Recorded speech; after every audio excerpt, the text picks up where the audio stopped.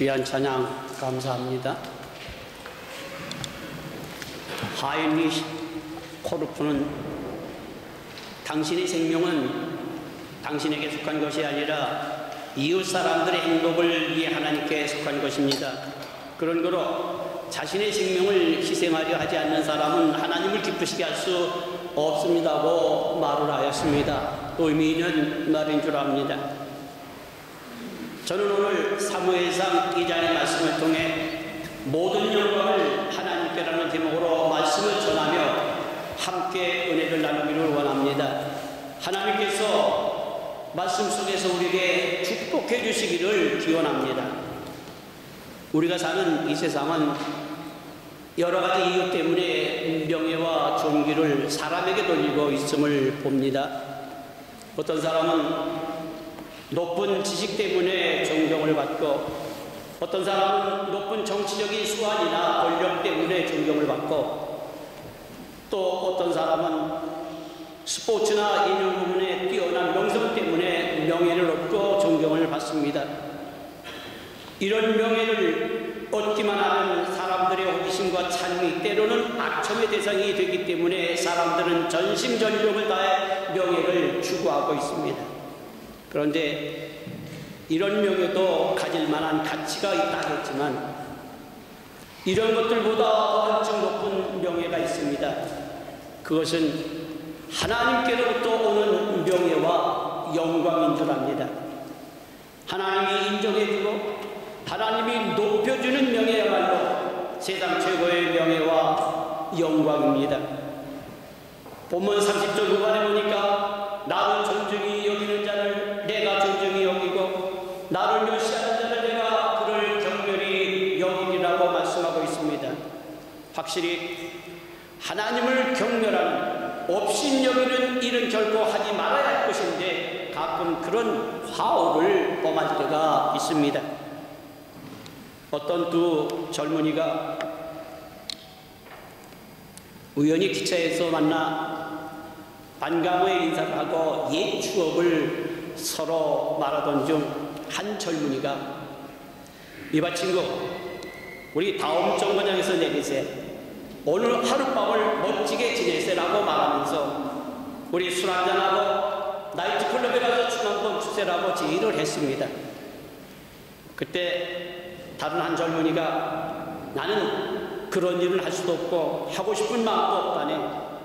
자네도 알다시피 내 아버지가 이 지역에서 잘 알려진 분이고 존경을 받는 분이 아닌가. 자네가 말한 대로 그렇게 방탕하게 돌아다니면 내 아버지께 비난이 돌아가게 되니까 나는 그렇게 갈 수 없다네라고 거절을 하였답니다.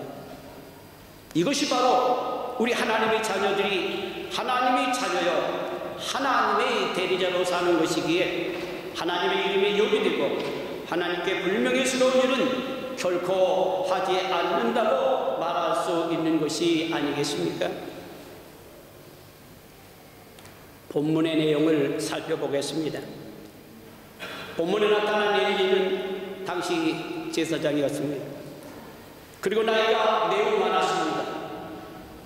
제사장 엘리는 한때 제사장 일을 매우 잘 수행할 때도 있었으나 지금은 나이 많아 늙고 큰 잘못을 저질렀습니다. 그것은 그에게 여호와를 잘 알지 못하는 우매한 아들 홈리와 비느하스에게 제사장 직무를 감당하게 한 것입니다. 이것이 큰 문제를 일으켰습니다. 사무엘상 2장 12절에 보니까 엘리의 아들들은 행실이 나빴고 여호와를 알지 못하더이다 하고 말씀하고 있습니다.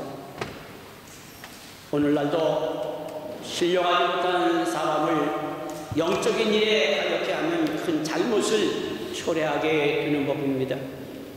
대체로 교회의 모든 문제는 그리스도의 영을 받지 못한 사람의 교회에서 중요한 직책을 맡을 때 심각한 문제가 발생하게 되는 것입니다. 하나님께서 언제나 제사장들이 필요한 것은 준비하시고 공급해 주시거니만 엘리 제사장의 아들들은 욕심이 많아서 너무 많은 것을 탐하여 자기 분깃 외에 다른 사람들의 재물들을 마음대로 갖다 먹으며 방자에도 성막에서 수정된 여인들과 가늠죄를 범하기까지 한 것입니다. 엘리 제사장의 아들들의 과오로 말미암아 하나님의 제단과 예배해야 될 신과 경외심을 잃어버리게 되었습니다. 그런데 늙은 제사장 엘리는 무엇을 했습니까? 아들들에게 안타까운 마음으로 갚아주지 아니하셨고 매우 부드럽게 살렸습니다. 아들들에게 안타까운 일일지는 몰라도 올바른 사도로 가르쳐주지 아니하며 부드럽게 다릅니다. 그런 거로 아들들은 계속해서 악한 일을 행하였음에도 방관만 하고 있었습니다. 마침내 하나님의 말씀이 제사장 엘리에게 전해집니다. 그 말씀은 내가 네 집으로 영원히 제사장 직분을 행하려고 약속하였으나 내가 네 악한 두 아들 홈리와 비누아스를 끊어버려 죽게 하고 그 대신 한 좋은 제사장을 세우리라. 이제부터 환난과 고통이 네 집에서 떠나지 아니하리라고 말씀하셨습니다. 뿐만 아니라 또한 네 집에 노인이 하나도 없게 하리라고 말씀하셨습니다. 여기서 우리는 하나님께서 당신을 존중히 여기는 자를 존중히 여기고 당신을 멸시하는 자를 경멸히 여기는 것을 찾아볼 수가 있습니다. 그러므로 우리 기독교인들은 언제나 하나님을 존중히 여겨야 하는 것을 명심하지 않으면 안 되겠습니다. 그래야 하나님께서 우리를 존귀케 세워주실 것입니다.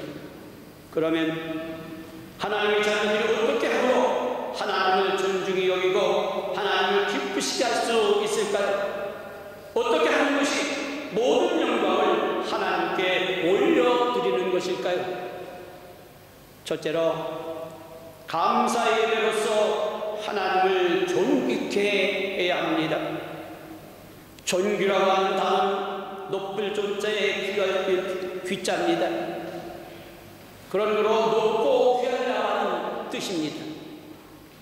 이사야 58장 13절부터 14절에 보면은 만일 안식일에 네 말을 금하여 내 생일에 내 성일에 호락을 행치 아니하고 안식일을 일컬어 즐거운 날이라 여호와의 성일을 존귀한 날이라 하여 이를 존귀하게 여기고 네 길로 행치 아니하며 네 호락을 구하지 아니하며 사사로운 말을 하지 아니하면 네가 여호와 안에서 즐거움을 얻을 것이라 여호와의 입이 말씀이라고 하셨습니다. 여기서 하나님 말씀하시는 것이 무엇이겠습니까? 만일 우리가 하나님의 나라를 존중히 여기고 즐거운 날을 살고 자신을 위해 쓰지 않고 하나님 위해 쓰면 하나님께서 우리에게 축복을 쏟아부어 주시겠다는 약속이 아닙니까? 하나님의 나라 주의를 멸시하는 개인이나 나라는 모두 쇠잔했습니다. 공산주의 나라와 지도자들이 망했고 과거 일본은 주의를 없애려다 2차 대전에 망했고 미국도 하나님의 나라를 존귀히 여길 때는 세계 최고의 부강한 나라가 되었으나 미국 국민이 주의를 거룩히 지키지 못함으로 말미암아 도덕과 윤리가 타락하고 결국 하락일로로 걷고 있습니다. 우리가 살고 있는 이 독일 땅 독일이 교회들은 왜 이렇게 약해졌습니까? 어떤 징조를 예고해 주고 있는지 우리 모두 직시해야만 합니다. 한 가지만 독일이 예배가 없습니다. 예배에 참여를 안 합니다. 요즘은 겨울이 돼서 좀 다릅니다만은 겨울을 제한 다른 봄, 여름, 가을을 보면은 전부 다 축구장에 가거나 오락실에 가거나 주일날 오는 사람은 나이 드신 분 몇 분들만 오십니다. 그런데 한국교회는 어떻습니까? 한국교회가 왜 1200만에서 850만으로 줄었습니까? 예배가 점점 없어지기 때문입니다. 성도 여러분, 신자들이 언제 타락합니까? 이는 주의를 육신의 쾌락이나 자신의 날로 여기고 주의를 범하고 교회 출석을 게을리할 때가 아닙니까? 주님이 나를 다른 일을 위해 쓸 때나 또한 자기의 욕심을 채우려 할 때 타락이 시작됩니다. 시편 29편 2절에 보니까 여호와의 이름에 합당한 영광을 돌리며 거룩한 옷을 입고 여호와께 경배할지어다고 말씀하고 있습니다. 하나님께서 우리에게 온전한 은혜를 베푸셨으니 마땅히 우리는 그에게 영광을 돌려드리는 예배를 드려야 당연한 것입니다. 그러나 수많은 교인들이 예배를 위해 주의 하루를 바치지 않고 있습니다. 얼마나 감사를 모르는 행위입니까? 이런 말이 있습니다. 신앙의 뿌리가 있는 자는 우리 자신을 자라게 했다고 감사하지만 신앙의 뿌리가 없는 종교인들은 우리 자신을 썩게 했다고 원망합니다.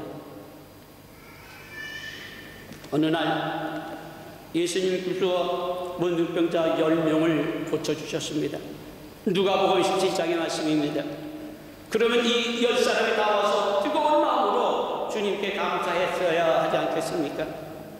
그러나 오직 한 사람만, 이 일본 유대인들이 싫어하는 사마리아인만이 찾아와 예수님이 발 아래 엎드려 감사했다고 전해주고 있습니다. 이것이 오늘날의 현실입니다. 우리는 주일마다 하나님이 베푸신 은혜를 생각하며 감사한 마음으로 예배드려서 하나님께 영광을 돌리는 나와 여러분들 되시기를 주님의 이름으로 축원합니다. 둘째, 제물로 하나님을 공경함으로 하나님의 영광을 드러내야 합니다. 잠언 3장에 보니까 네 제물과 네 소산물의 처음 익은 열매로 여호와를 공경하라. 그리하면 내 창고가 가득히 차고 네 집들어 새 포도즙이 넘치리라고 말씀하셨습니다. 하나님께서는 당신이 주신 모든 것을 우리 자신만을 위해서 다 써버리는 것을 원치 않으십니다. 그것이 바로 누가복음 12장에 나타난 어리석은 부자의 얘기입니다. 모든 것이 하나님께 속한 것이지만 하나님께서는 그 중에 어느 한 일부분이라도 하나님의 사업을 위해서, 즉 교회를 개척하고 복을 땅까지 전파하는 데 쓰기를 원하시는 것입니다. 그 최소한의 분량을 성경은 11조라고 말씀하고 있습니다. 성경에서는 11조는 하나님의 것이라 거듭 강조합니다. 그 11조마저 우리가 취하면 그것은 도적행위라고 말씀하셨습니다. 사람의 것이 아닌 하나님의 것을 도적질하는 행위라고 말씀하셨습니다. 그러나 온전한 11조를 충실히 이행하면 하늘문을 열고 쏟아 부어주신다고도 약속하셨습니다. 그것이 말라기 3장 8절의 말씀입니다. 이 약속대로 이행한 사람이 하나님의 축복을 체험한 사실을 얼마든지 증언할 수가 있습니다. 세계적으로 11조를 정성으로 드린 성도들이 받은 바 하나님의 축복은 그 예를 들자면 헤아릴 수가 없이 많습니다. 즉 홀케이트 비누에서 설립자 윌리엄 홀케이트, 왼손어담의 하이드, 구두 제조업에 성공한 너글라스, 석유왕 록펠러 등 헤아릴 수 없이 많습니다. 그 중에 석유왕 록펠러에 대한 얘기를 잠시 드립니다. 그가 어려서부터 성장할 때까지 그의 어머니는 다음 5가지를 잘 지키며 살라고 항상 분부하셨다고 합니다. 첫째는 주의를 목숨 걸고 지키라. 둘째는 주신 사명에 최선을 다하라. 세 번째는 칭찬 듣는 생활을 하라. 네 번째는 은혜의 자리를 떠나지 말고 사모하라. 다섯 번째는 철저하게 11조를 드려라. 그리하면 그 은혜와 축복을 받으라는 말씀입니다. 록펠러는 항상 이 5가지를 명심하고 지켜나가는 가운데 수입이 많아도 적어도 꼭 11조를 드리며 하나님을 공경했다고 합니다. 록펠러에게 많은 사람들이 찾아와 항상 질문하는 것은 어떻게 이런 부자가 되었습니까? 라고 묻는 것입니다. 그때마다 그의 대답은 항상 나는 11조를 드립니다. 11조를 드리는 사람은 하나님을 기쁘시게 하고 말씀 따라 살기 때문에 가난하게 사는 하나님은 11조를 바치는 사람에게 물질을 더 축복해 주신다고 성경에서 말씀하고 있으니 말라기 3장을 읽고 그대로 행해 보십시오라고 대답하곤 했다고 합니다. 참으로 그렇습니다. 하나님은 축복을 약속하셨습니다. 사랑하는 성도 여러분, 하나님이 우리에게 명령하셨던 물질을 드리라고 하는 말씀은 하나님이 궁핍해서 혹은 물질이 부족해서 혹은 재물이 필요해서 욕심이 있어서가 아닙니다. 목회자나 교회가 가르치는 것은 목사가 먹고 배부르자는 것이 아닙니다. 이는 하나님께서 우리 마음을 확인하고 시험하기 위함이고 맡겨진 임무에 대한 성실이냐 불성실함이냐를 가리고자 하는 것입니다.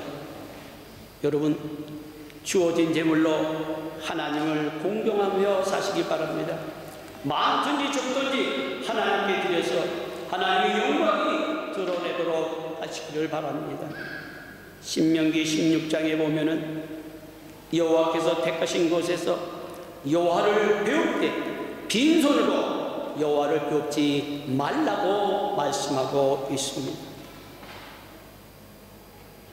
우리 모두 하나님 앞에 감사하는 마음으로 물질을 드리며 하나님을 존귀케 하시기를 바랍니다. 셋째로는 찬양으로 하나님을 존귀케 하고 또한 존중케 해야 합니다. 존중이란 높이고 중하게 여기는 것을 말합니다.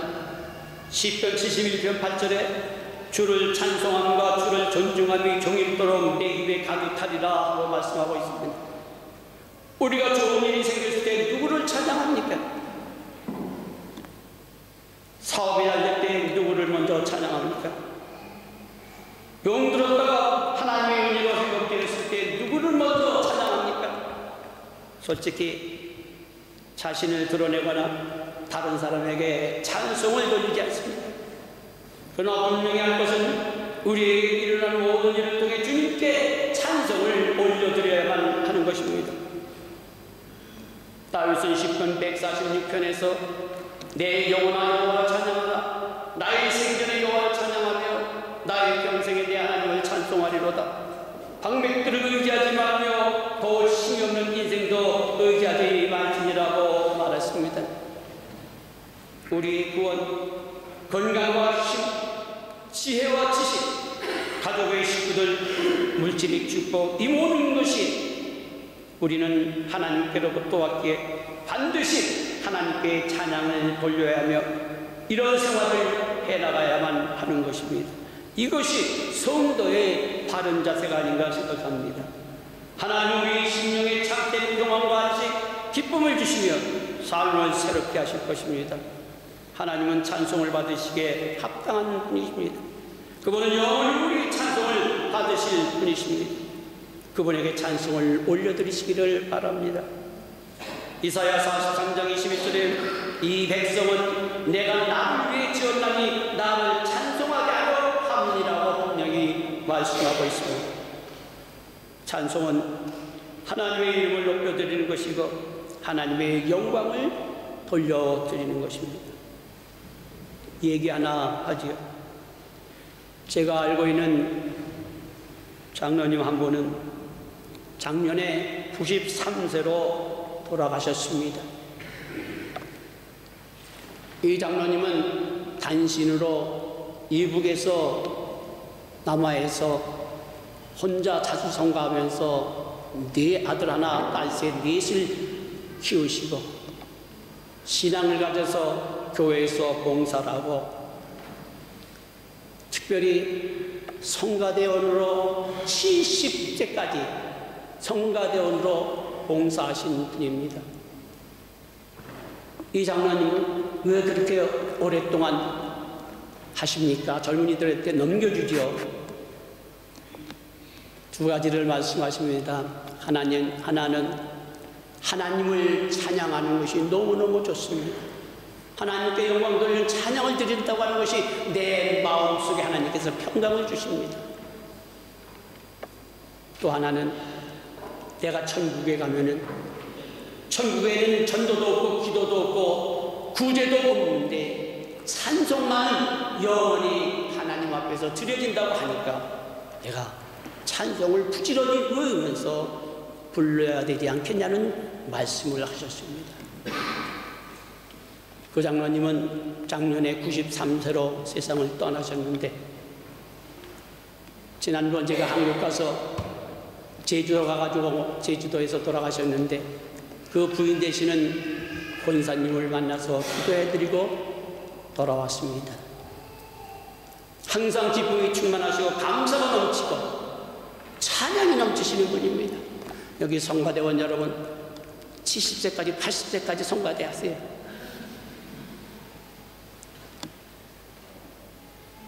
찬양은 마땅히 우리 인간들이 하나님 앞에 올려드리는 것입니다.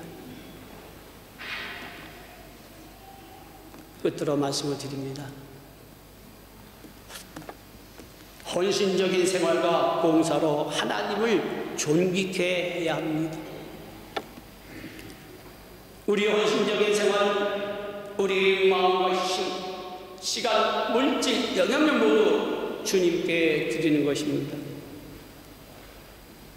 신자들이 교회에 출석하고 찬송을 부르고 기도와 설교를 듣고 벌금바구니에 몇 푼의 돈을 집어넣고 세상으로 나와서는 제멋대로 산다면 그것은 하나님의 영광을 가리우는 것입니다.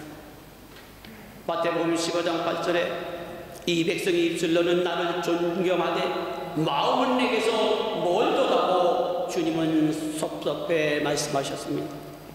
어떤 이는 하나님의 뜻을 거스리는 범죄행위로 하나님께 욕이 돌아가게 합니다. 어떤 이는 그가 마땅히 손을 베풀어 할 때도 불구하고 하지 않음으로써 하나님의 이름을 욕되게 합니다. 어떤 이는 못된 성질과 다른 사람에게 불쾌감을 주는 일로 하나님께 욕이 돌아가게 합니다. 그러나 헌신적인 봉사로 하나님이 영광 받으시고 그 영광 받으신 하나님께서 본인들도 높여주는 사실들이 성경에는 많이 나와 있습니다. 첫 번째로 애굽에 있는 시브리 산파 시프라와 부하입니다. 출애굽기 1장에 보면 이스라엘 백성들이 애굽 땅에서 종살이할 때 이스라엘 백성이 점점 많아지니 바로 왕이 산파들에게 명령합니다. 시브리 여인 중에서 남자아이가 태어나면 낳자마자 죽이고 여자아이는 살려두라고 명령합니다. 그러나 산파들이 하나님을 경외함으로 죽이지 못하고 살려주었습니다. 이때 하나님께서 그들에게 축복하셨습니다.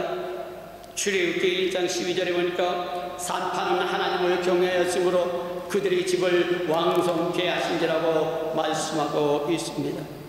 사람을 두려워하지 않고 하나님을 경외하고 하나님께 헌신하기에 하나님이 축복해 주시는 것입니다.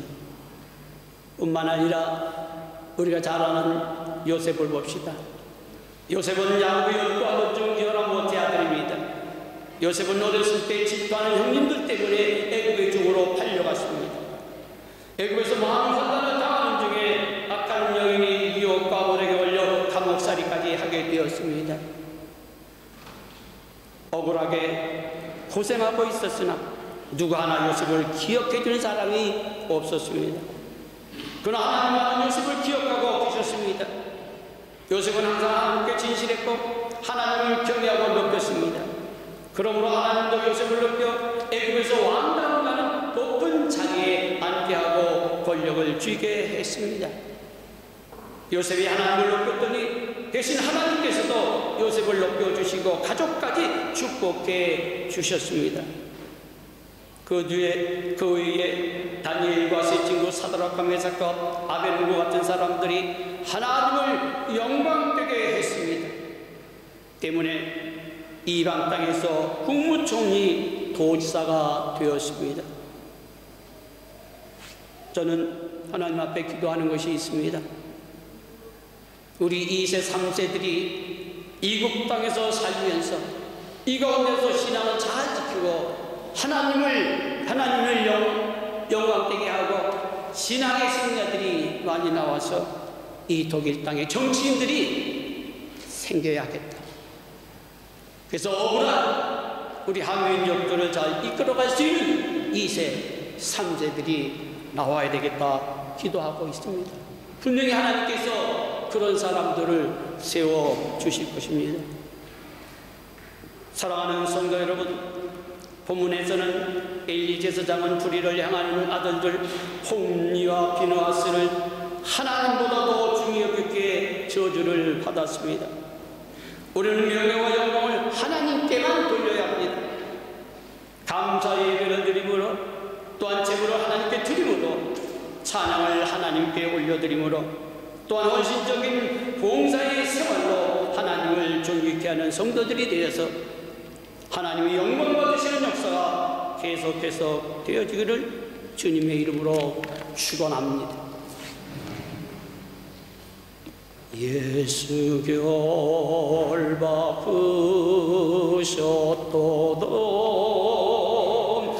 모든 결박하셨도다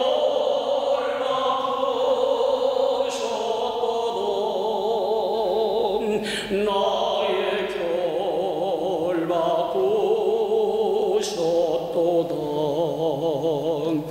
나는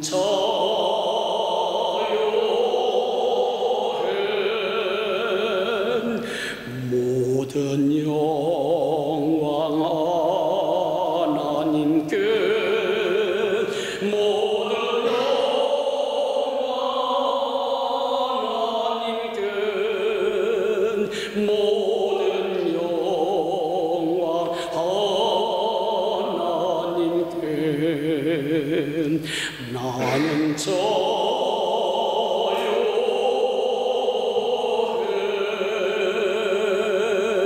기도하겠습니다.